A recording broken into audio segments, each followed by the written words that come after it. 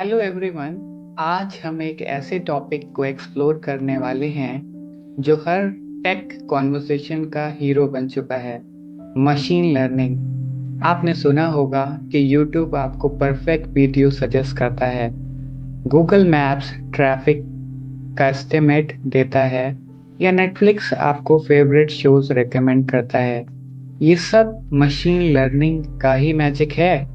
लेकिन machine learning होता क्या है और कैसे काम करता है, चलिए सिंपल भाषा में इस वीडियो में समझते हैं। तो अगर हम आसान भाषा में बात करें तो मशीन लर्निंग एक टेक्निक है जिसमें हम मशीन्स को डेटा से ट्रेन करते हैं ताकि वो बिना हर स्टेप मैन्युअली कोड किए खुद डिसीजन लेना सीख सके। यानी हम मशीन को एग्जाम्पल देते हैं और वो उन एग्जाम्पल से पैटर्न समझकर प्रिडिक्शन या डिसीजन लेना सीख जाती है। बिल्कुल वैसे ही जैसे एक स्टूडेंट टीचर से सीखकर एग्जाम में आंसर देता है, बस यहाँ टीचर्स डेटा है और स्टूडेंट मशीन है। एग्जाम्पल की बात करें, जैसे अगर हम बात करें कि एक छोटे बच्चे को एप्पल और बनाना दिखाते हैं तो पहले वो कंफ्यूज होता है, लेकिन जब आप बार बार एग्जाम्पल देते हो, ये एप्पल है ये बनाना है, थोड़ी देर बाद वो खुद पहचानने लगता है कि ये एप्पल है और ये बनाना है। बस वैसे ही मशीन लर्निंग मॉडल के साथ होता है। पहले हम उसे ट्रेन करते हैं, फिर वो खुद आइडेंटिफाई करने लग जाता है।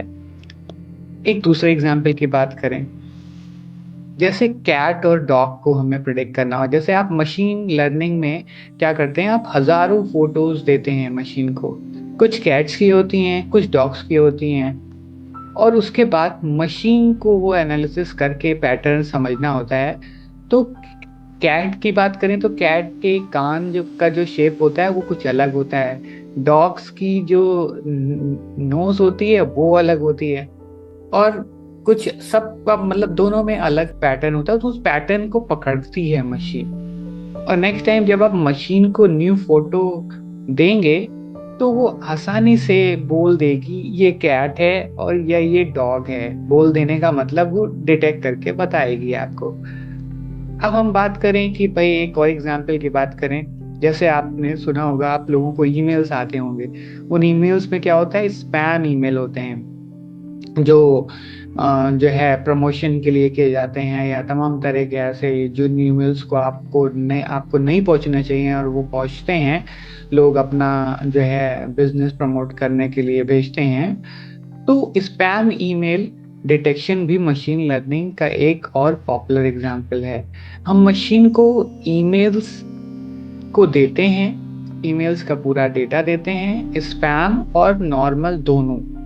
तो मशीन को देखना होता है कि देखो भाई, नॉर्मल ईमेल इस तरह का होता है और स्पैम ईमेल इस तरीके का होता है। तो इस तरीके की हजारों की संख्या में हम स्पैम ईमेल देंगे और हजारों की संख्या में नॉर्मल ईमेल देंगे। अब मशीन सीख लेती है कि स्पैम ईमेल्स में buy now, free offer, click here जैसे वर्ड ज्यादा होते हैं। फिर जब नई ईमेल आती है तो मशीन डिसाइड करती है ये तो स्पैम है, इससे इनबॉक्स से दूर रखो। तो वो डिटेक्ट कर लेती है और वो स्पैम में भेज देती है, आपके इनबॉक्स में नहीं आने देती है। तो ये बात हो गई।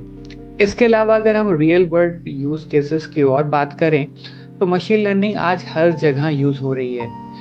चाहे यूट्यूब का रिकमेंडेशन सिस्टम हो, आप इस वीडियो को देखने के बाद एक दूसरा वीडियो देखेंगे और वो रिकमेंडेशन वहां पर जो है वो यूट्यूब कर रहा होगा, ठीक है ना। इसके अलावा नेटफ्लिक्स का पर्सनलाइज्ड मूवी लिस्ट हो, आप एक मूवी पर देखते हैं नेटफ्लिक्स पे, फिर उसी तरह की मूवी आपको जो है दिखाता है कि आप इनको भी देख सकते हैं। या फिर बात करें फेस अनलॉक, जो आपके फोन पर आपके फेस को देखकर ही जो है वो फोन खुलता है।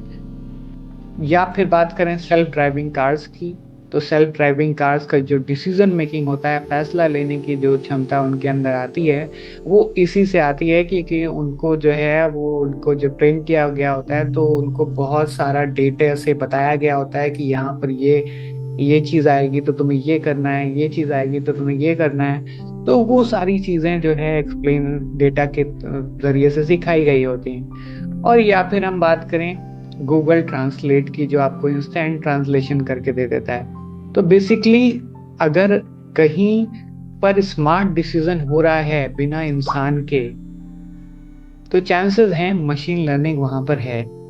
तो मशीन लर्निंग जो है बहुत ही हर तरफ आजकल इस्तेमाल हो रही है। तो एमएल का प्रोसेस को अगर हम सिंपल भाषा में समझें, तो सबसे पहले इसमें डेटा कलेक्शन होता है। अगर आपको एमएल मशीन लर्निंग को इम्प्लीमेंट करना है, तो first of all you need to collect the data. Data collect करना है आपको। जितना ज़्यादा और क्लीन डेटा होगा उतना बेहतर मॉडल होगा।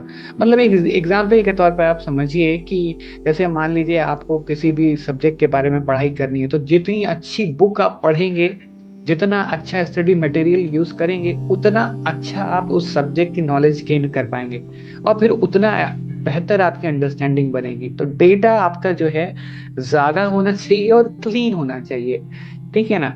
फिर उसके बाद मॉडल की ट्रेनिंग होती है। तो मशीन्स का एग्जाम्पल देखें, पैटर्न समझने थे। तो फिर यहाँ पर क्या होता है कि आप मॉडल को ट्रेन करते हैं। मतलब जो है, अगर हम उसी एग्जाम्पल पे वापस जाएं, आप किसी बुक को पढ़ रहे हैं, तो जब पढ़ रहे होते हैं तो वो एक तरीके की आपकी ट्रेनिंग हो रही होती है। फिर उसके बाद टेस्ट करते हैं। टेस्ट करने का मतलब है कि न्यू डेटा पे चेक करते हैं कि मॉडल सही प्रिडिक्ट कर रहा है या नहीं। जैसे आपने कुछ पढ़ा, फिर उसके बाद आप टेस्ट करते हैं, या आपके टेस्ट होते हैं या एग्जाम में बैठते हैं, तो वो एक तरीके का टेस्ट है कि हाँ सही है कि नहीं सही है।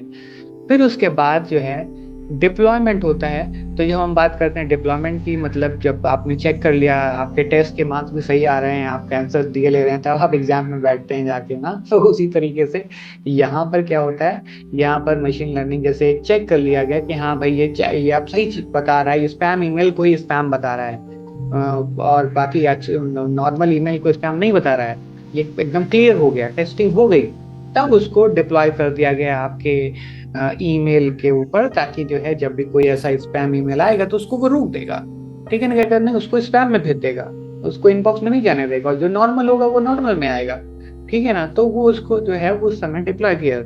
तो अगर हम बात करें, जितना मशीन को डेटा मिलेगा उतना ही वो इम्प्रूव होती रहेगी। तो आप लोगों को ये समझ में आया होगा। तो ये था मशीन लर्निंग का बेसिक इंट्रोडक्शन, सिंपल एग्जांपल के साथ। अब आपको एक क्लियर आइडिया हो गया होगा कि एमएल क्या है और कहाँ यूज होता है। अगले वीडियो में हम बात करेंगे मशीन लर्निंग के टाइप्स के बारे में, सुपरवाइज्ड, अनसुपरवाइज्ड और reinforcement learning with real examples. तो लाइक, शेयर और सब्सक्राइब करना ना भूलें, ताकि आप को कोई भी टेक ज्ञान मिस ना करें।